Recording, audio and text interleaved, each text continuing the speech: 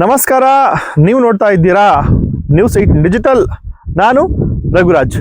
ಕೋಲಾರ ಜಿಲ್ಲೆಯ ಶ್ರೀನಿವಾಸಪುರ ತಾಲೂಕಿನ ಜಿನಗಲಕುಂಟೆ ಗ್ರಾಮದ ಬಳಿ ಇರತಕ್ಕಂಥ ಸರ್ವೆ ನಂಬರ್ 1 ಮತ್ತು 2ರಲ್ಲಿ ಸುಮಾರು 61.39 ಎಕರೆ ಅರಣ್ಯ ಇಲಾಖೆಗೆ ಸೇರುವಂತಹ ಜಮೀನು ಮಾಜಿ ಸ್ಪೀಕರ್ ರಮೇಶ್ ಕುಮಾರ್ ಅವರು ಖರೀದಿ ಮಾಡಿರ್ತಕ್ಕಂಥ ಜಮೀನು ಒತ್ತುವರಿ ಆಗಿದೆ ಅಂತಕ್ಕಂಥದ್ದು ಅರಣ್ಯ ಇಲಾಖೆ ಆರೋಪವಾಗಿದೆ. ಇದಕ್ಕೆ ಸಂಬಂಧಪಟ್ಟಂತೆ ಕಳೆದ 10 ವರ್ಷಗಳಿಂದ ಮಾಜಿ ಸ್ಪೀಕರ್ ರಮೇಶ್ ಕುಮಾರ್ ಅವರು ಹಾಗೂ ಅರಣ್ಯ ಇಲಾಖೆ ಅಧಿಕಾರಿಗಳ ಮಧ್ಯೆ ಅರಣ್ಯ ಇಲಾಖೆಯ ಮಧ್ಯೆ ಒಂದು ಕಾನೂನು ಸಂಘರ್ಷ ಕೂಡ ಆಗ್ತಾ ಇದೆ. ಇದೇ ನಿಟ್ಟಿನಲ್ಲಿ ಇತ್ತೀಚೆಗೆ ಏನು ಹೈಕೋರ್ಟ್ ಒಂದು ಸೂಚನೆಯನ್ನು ಕೊಟ್ಟಿರ್ತಕ್ಕಂಥದ್ದು, ಏನು ಫಾರೆಸ್ಟ್ ನ ಒಂದು ಕನ್ಸರ್ವೇಟರ್ ಇದ್ದಾರೆ, ಅವರ ಒಂದು ಮಧ್ಯದಲ್ಲಿ ಈ ಒಂದು ವಿವಾದ ಏನಿದೆ, ಜೊತೆಗೆ ಈ ಒಂದು ಒತ್ತುವರಿ ಪ್ರಕರಣ ಅಲ್ಲೇ ಈ ಒಂದು ಪ್ರಕರಣವನ್ನ ಇತ್ಯರ್ಥ ಮಾಡಿಕೊಳ್ಳುವಂತೆ ಇತ್ತೀಚೆಗೆ ಹೈಕೋರ್ಟ್ ಒಂದು ಸೂಚನೆಯನ್ನು ಕೂಡ ಕೊಟ್ಟಿರ್ತಕ್ಕಂಥದ್ದು. ಆದ್ರೆ ಈ ಒಂದು ಅರಣ್ಯ ಇಲಾಖೆಯ ಜಮೀನಿಗೆ ಸಂಬಂಧಪಟ್ಟಂತೆ ಮಾಜಿ ಸ್ಪೀಕರ್ ರಮೇಶ್ ಕುಮಾರ್ ಅವರು ಇತ್ತೀಚೆಗೆ ಏನು ಮಾತನಾಡಿದ್ದಾರೆ, ಏನು ಬೆಂಗಳೂರಿನ ಶಾಸಕರ ಭವನದಲ್ಲಿ ಏನು ರೈತ ಮುಖಂಡರ ಜೊತೆಗೆ ರೈತರೊಂದಿಗೆ ಒಂದು ಸಭೆಯನ್ನ ಏನು ಮುಖಂಡರು ಕರೆದಿದ್ರು, ಆ ಒಂದು ಸಭೆಯಲ್ಲಿ ಮಾಜಿ ಸ್ಪೀಕರ್ ರಮೇಶ್ ಕುಮಾರ್ ಅವರು ಮಾತನಾಡಿದ್ರು. ಆದ್ರೆ ಈ ಒಂದು ಅವರು ಮಾತನಾಡ್ತಕ್ಕಂಥ ಒಂದು ಭಾಷಣದಲ್ಲಿ ಪ್ರಮುಖವಾಗಿ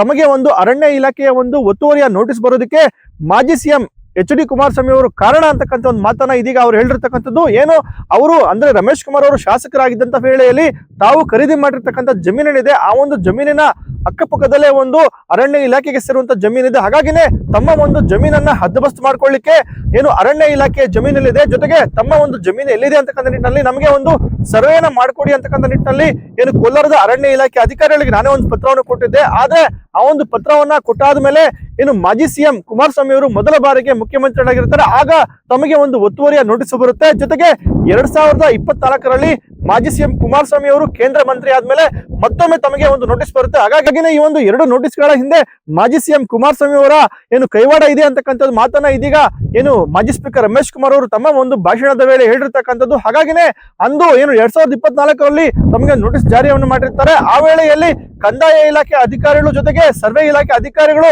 ಇಲ್ದೇನೆ ಈ ಹಿಂದೆ ಕೋಲಾರ ಜಿಲ್ಲೆಯ ಅರಣ್ಯ ಅಧಿಕಾರಿ ಆಗಿದ್ದಂತಹ ಏಡ್ಕೊಂಡ್ ಅವರು ಏಕಾಏಕಿ ಅರಣ್ಯ ಇಲಾಖೆ ಅಧಿಕಾರಿಗಳ ಜೊತೆಗೆ ಬಂದು ಅಲ್ಲಿ ಒಂದು ಪರಿಶೀಲನೆಯನ್ನ ಮಾಡ್ತಕ್ಕಂಥ ಕೆಲಸವನ್ನ ಮಾಡ್ತಾರೆ. ಹಾಗಾಗಿನೇ ಎಲ್ಲ ಒಂದ್ ಕಡೆ ತಮ್ಮ ಮೇಲೆ ಒಂದು ದ್ವೇಷ ಸಾಧನೆಯನ್ನ ಮಾಡ್ಲಾಗ್ತಾ ಇದೆ ಅಂತಕ್ಕಂಥ ಮಾತನ್ನು ಕೂಡ ಇದೀಗ ಮಾಜಿ ಸ್ಪೀಕರ್ ರಮೇಶ್ ಕುಮಾರ್ ಹೇಳಿರ್ತಕ್ಕಂಥದ್ದು.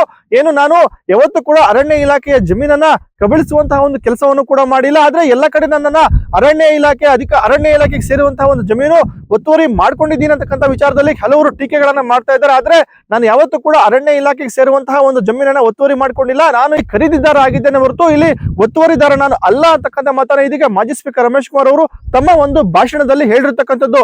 ಇನ್ನು ಈ ಒಂದು ಶ್ರೀನಿವಾಸಪುರ ತಾಲೂಕಿನ ಜಿನಗಲಕುಂಟೆ ಗ್ರಾಮದ ಸರ್ವೆ ನಂಬರ್ 1 ಮತ್ತು 2ರಲ್ಲಿ ಮಾಜಿ ಸ್ಪೀಕರ್ ರಮೇಶ್ ಕುಮಾರ್ ಅವರಿಗೆ ಸೇರಿದಂತಹ ಸುಮಾರು 16 ಎಕರೆ ಒಂದು ಆಸ್ತಿ ಇರತಕ್ಕಂಥದ್ದು. ಇದಕ್ಕೆ ಸಂಬಂಧಪಟ್ಟಂತೆ ಇತ್ತೀಚೆಗೆ ಏನು ಜಿಲ್ಲಾಡಳಿತ ಮತ್ತೆ ಅರಣ್ಯ ಇಲಾಖೆ ಅಧಿಕಾರಿಗಳು ಹಾಗೂ ಸರ್ವೆ ಇಲಾಖೆ ಅಧಿಕಾರಿಗಳು ಒಂದು ಜಂಟಿ ಸರ್ವೆಯನ್ನು ಕೂಡ ಮಾಡಿರ್ತಕ್ಕಂಥದ್ದು.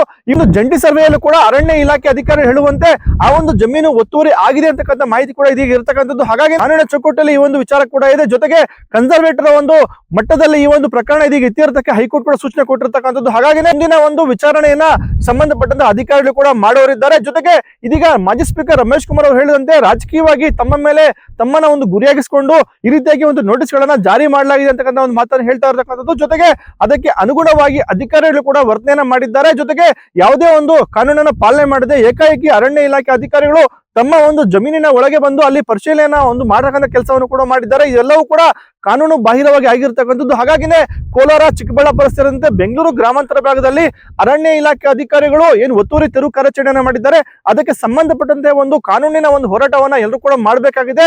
ಇಲ್ಲಿ ಅರಣ್ಯ ಇಲಾಖೆ ಅಧಿಕಾರಿಗಳನ್ನ ನಾವು ಏನು ಕೂಡ ಇಲ್ಲಿ ಅವರನ್ನ ಬಳಿ ಒಂದು ಭಿಕ್ಷೆಯನ್ನ ಬೇಡುವಂತದ್ದಲ್ಲ, ಜೊತೆಗೆ ನಮ್ಮ ಒಂದು ಭೂಮಿಯನ್ನ ಉಳಿಸ್ಕೊಳ್ಳಿಕ್ಕೆ ನಾವೇ ಖುದ್ದು ಒಂದು ಹೋರಾಟವನ್ನ ಮಾಡ್ಲಿಕ್ಕೆ ಎಲ್ಲರೂ ಕೂಡ ಸಜ್ಜಾಗಿದೆ. ಅದಕ್ಕೆ ನಾನು ಕೂಡ ಒಂದು ಸಾಥನ್ನ ಕೊಡ್ತೀನಿ. ಜೊತೆಗೆ ಕೋಲಾರ ಜಿಲ್ಲೆಯ ಶ್ರೀನಿವಾಸಪುರ ತಾಲೂಕಿನ ಜಿನಗಲಕುಂಟೆ ಗ್ರಾಮದ ಸರ್ವೆ ನಂಬರ್ 1 ಮತ್ತು 2ರಲ್ಲಿ ಏನು ಜಮೀನು ಒತ್ತುವರಿ ಮಾಡ್ಕೊಂಡಿದ್ದೇನೆ ಅಂತಕ್ಕಂಥ ನಿಟ್ಟಿನಲ್ಲಿ ತಮ್ಮ ಮೇಲೆ ಕೂಡ ಒಂದು ಗಂಭೀರ ಒಂದು ಆರೋಪವನ್ನು ಕೂಡ ಹೊರಿಸಿದ್ದಾರೆ. ಈ ಒಂದು ಆರೋಪಕ್ಕೆ ಸಂಬಂಧಪಟ್ಟಂತೆ ನಾನು ಹೋರಾಟವನ್ನು ಕೂಡ ಮಾಡ್ತಾ ಇದ್ದೇನೆ. ಖಂಡಿತ ನಿಮ್ಮೊಂದಿಗೂ ಕೂಡ ನಿಮ್ಮ ಒಂದು ಜಮೀನನ್ನು ಉಳಿಸ್ಲಿಕ್ಕೆ ನಾನು ಹೋರಾಟವನ್ನ ಮಾಡ್ತೀನಿ ಅಂತಕ್ಕಂಥ ಒಂದು ಮಾತನ್ನ ಇದೀಗ ಮಾಜಿ ಸ್ಪೀಕರ್ ರಮೇಶ್ ಕುಮಾರ್ ಅವರು ಹೇಳಿರ್ತಕ್ಕಂಥದ್ದು. ಆ ಜಮೀನನ್ನು ನಾನು ಖರೀದಿ ಮಾಡ್ತೇನೆ. ಖರೀದಿದಾರನ ಜಮೀನುಗಳನ್ನು ನೀವು ಹೋಗಿ ಜಾಯಿಂಟ್ ಸರ್ವೆ ಮಾಡಿ. ಒಂದು ವೇಳೆ ಆತ ಖರೀದಿ ಮಾಡಿರೋ ಜಮೀನು ಅರಣ್ಯ ಪ್ರದೇಶಕ್ಕೆ ಒಳಪಟ್ಟಿದ್ರೆ ನೀವು ಕಾನೂನು ಪ್ರಕಾರ ಕ್ರಮ ಜರುಗಿಸಿ ವರದಿಯನ್ನು ಸರ್ಕಾರಕ್ಕೆ ಸಲ್ಲಿಸಿ ಅಂತ ಹೇಳ್ತಾರೆ. 2012ರಲ್ಲಿ ತೀರ್ಮಾನ ಆಗಿರೋದು, 2013ರಲ್ಲಿ ಬಂದು ಅಲ್ಲಿ ಜಾಯಿಂಟ್ ಸರ್ವೆ ಮಾಡಿರೋದು, ಮತ್ತೆ ಕಮಿಷನರೇ ಬಂದು 2014 ಸರ್ವೆ ಮಾಡಿದ್ದಾರೆ. ನಾನು ಈ ಜಮೀನುಗಳನ್ನ ತಗೊಂಡ 6-7 ತಿಂಗಳಿಗೆ ಸ್ವತಃ DFO ಆಫೀಸ್ ಹೋಗಿ ಬಿಳಿ ಪೇಪರ್ ತಗೊಂಡು ಕನ್ನಡದಲ್ಲಿ ಬರೆದು ನನ್ನ ಖರೀದಿ ಮಾಡಿರೋ ಜಮೀನುಗಳ ಪಕ್ಕದಲ್ಲಿ ಆಗಲಿದೆ. ಸ್ವಲ್ಪ ಗಡಿ ಮಿಕ್ಸ್ ಆದಂಗೆ ಕಾಣುತ್ತೆ. ನಾನು ಸಾರ್ವಜನಿಕ ಜೀವನದಲ್ಲಿದ್ದೇನೆ. ನನಗೆ 1 ಇಂಚು ನಿಮ್ಮ ಭೂಮಿ ಬೇಕಾಗಿಲ್ಲ. ದಯಮಾಡಿ ನೀವು ಜಂಟಿ ಸರ್ವೆ ಮಾಡಿ ನಾನು ಬೌಂಡ್ರಿ ಗುರುತಿಸ್ಕೊಡಿ ಅಂತ ಅವ್ರಿಗೆ ಕೊಡ್ತೀನಿ ಅಂತ ಅವರೇ ಅದ್ರ ಮೇಲೆ ಅಕ್ನಾಲೆಡ್ಜ್ ಮಾಡ್ತಾರೆ. 2000 ಇಸ್ವಿಯಲ್ಲಿ ಕುಮಾರಸ್ವಾಮಿ ಅವರು ಮುಖ್ಯಮಂತ್ರಿ ಆಗುವವರಿಗೆ ಆದರೆ ಅವ್ರು ಮುಖ್ಯಮಂತ್ರಿ ಆದ ತಕ್ಷಣ ಬಂದ್ಬಿಡ್ತು ನೋಟಿಸ್ ನನಗೆ ಅರಣ್ಯ. ಅದಾಯ್ತು ಬಿಡಿ. ಒಟ್ಟಾರೆಯಾಗಿ ಮಾಜಿ ಸ್ಪೀಕರ್ ರಮೇಶ್ ಕುಮಾರ್ ಅವರು 61.39 ಎಕರೆ ಅರಣ್ಯ ಇಲಾಖೆಗೆ ಸೇರುವಂತಹ ಒಂದು ಜಮೀನು ಒತ್ತುವರಿ ಮಾಡ್ಕೊಂಡಿದ್ದಾರೆ ಅಂತಕ್ಕಂಥ ಆರೋಪ ಇದೀಗ ಅರಣ್ಯ ಇಲಾಖೆ ಅಧಿಕಾರಿಗಳು ಮಾಡ್ತಾ ಇರತಕ್ಕಂಥದ್ದು. ಆದ್ರೆ ಇದಕ್ಕೆ ಸಂಬಂಧಪಟ್ಟಂತಹ ಒಂದು ನೋಟಿಸ್ಗಳೇನೋ ರಮೇಶ್ ಕುಮಾರ್ ಅವ್ರಿಗೆ ಬಂದಿದೆ. ಇದಕ್ಕೆ ಮಾಜಿ ಸಿಎಂ HD ಕುಮಾರಸ್ವಾಮಿ ಅವರು ಕಾರಣ ಅಂತಕ್ಕಂಥ ಮಾತನ್ನ ಇದೀಗ ಮಾಜಿ ಸ್ಪೀಕರ್ ರಮೇಶ್ ಕುಮಾರ್ ಅವರು ಹೇಳಿರ್ತಕ್ಕಂಥದ್ದು. ರಘುರಾಜ್, ನ್ಯೂಸ್ 18, ಕೋಲಾರ. ನಿರ್ಭೀತ, ನಿಷ್ಪಕ್ಷಪಾತ, ವಿಶ್ವಾಸಾರ್ಹ ಸುದ್ದಿಗಳಿಗೆ ಮತ್ತೊಂದು ಹೆಸರಾಗಿರೋ ನ್ಯೂಸ್ 18 ಕನ್ನಡ ಈಗ ಆಪ್ನಲ್ಲೂ ಲಭ್ಯ ಇದೆ. ದಯವಿಟ್ಟು ಇಲ್ಲಿರೋ QR ಕೋಡ್ ಅನ್ನ ಸ್ಕ್ಯಾನ್ ಮಾಡಿಕೊಂಡು ಆಪ್ ಡೌನ್ಲೋಡ್ ಮಾಡೋದಕ್ಕೆ ಮರಿಬೇಡಿ. ನಿಮ್ಮ ಬೆಂಬಲ ಹೀಗೆ ಸದಾ ನಮ್ಮೊಂದಿಗಿರಲಿ. ಧನ್ಯವಾದ.